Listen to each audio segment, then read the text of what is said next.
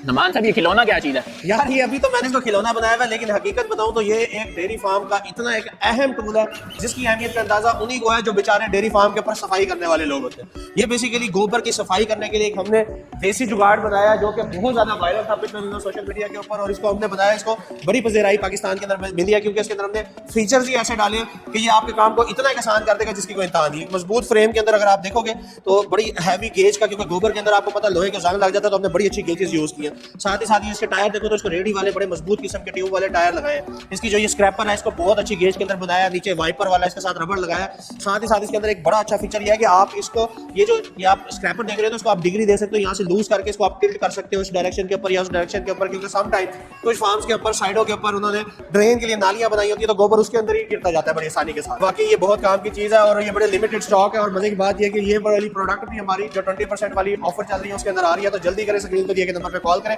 या Japan machine store Lahore Multan की branch में विजिट करके फौरी तौर पर अपनी मशीन लें ताकि ये खत्म होने से पहले आप अपने मुश्किल काम को आसान कर सकें।